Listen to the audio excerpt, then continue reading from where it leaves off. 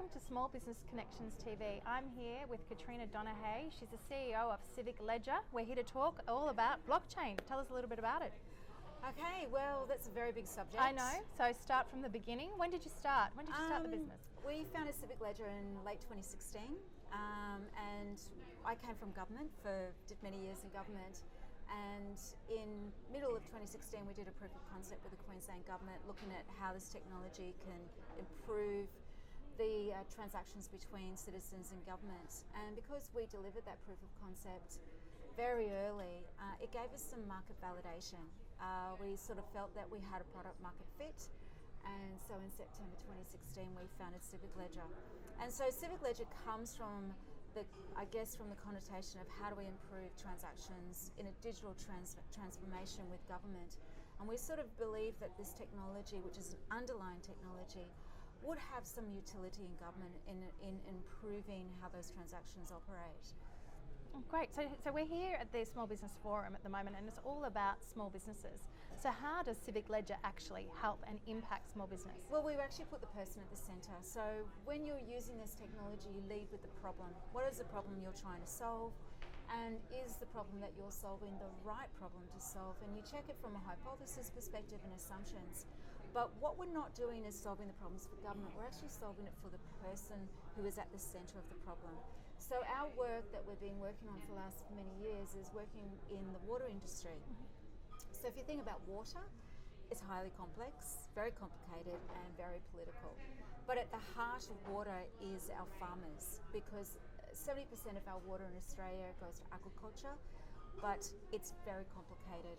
And to actually understand how to get water, what you should be trading your water for, is very, very challenging. So as a result, we don't optimize our water as what we should do.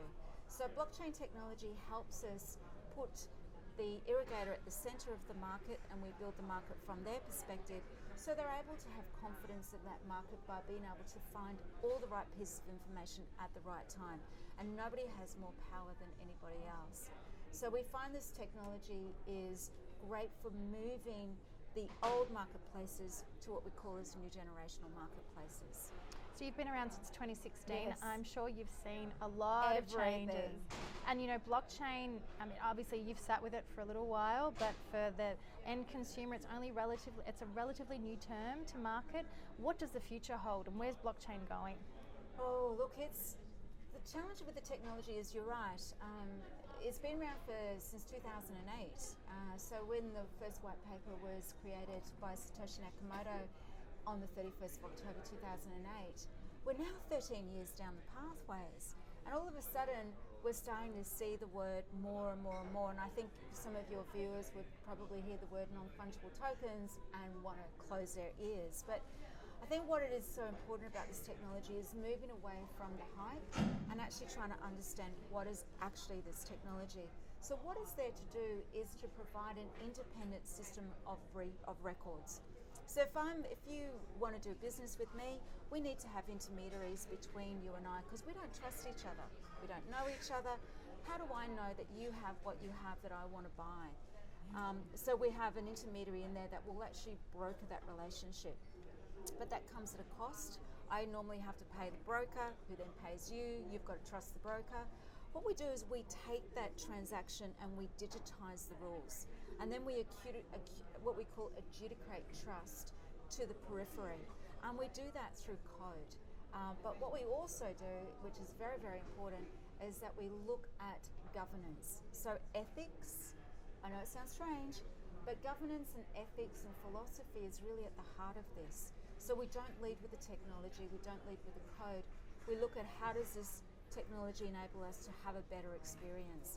And when we look at the thing called the trust of cost, it costs us as an economy billions of dollars every year because we can't do transactions with each other. So we need to have all of these intermediaries between us, and often they don't add any value to those transactions. Just cost. Oh, just huge cost. And when we see a breakdown in that trust, then we see regulation coming into play, more and more regulation, more and more requirement for compliance. So for small businesses, their problem is being compliant. And there's multiples of regulation and legislation that they have to be compliant to do their business, which comes at enormous cost. What happens if we could actually code that compliance, code the rules, so they're able to focus on what they're there to do, which is to build great businesses? Fantastic. And I'm sure you are continuing to build many great businesses. So we could sit here talking all day, but if people want to find out a little bit more about Sure. Civic Ledger, where should they go? So obviously, like everybody, we have a website, so civicledger.com, LinkedIn, Twitter handles and things like that. But I guess from my sort of advice to people who are listening to this is let go of the noise and the hype and educate. So you can find free resources on YouTube, great podcasts. There are so many ways to learn about this technology, but one of the most important things is to stay curious.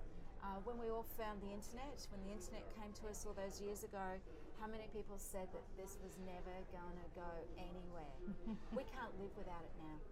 And where we see blockchain in the future is that you'll actually be looking for a little link in the browser on any e-commerce website, and if you don't see that chain, you won't trust it. So it will be ubiquitous, and it'll be something that you won't be seeing, but you'll be looking for it because you'll know that it's a trusted website or it's a trusted business to do your transactions with. It's fascinating stuff. Thank you so much for joining us here on Small Business Connections TV. Thank you Look so forward much for to the seeing you opportunity. next time. Thank you so much. Thank you.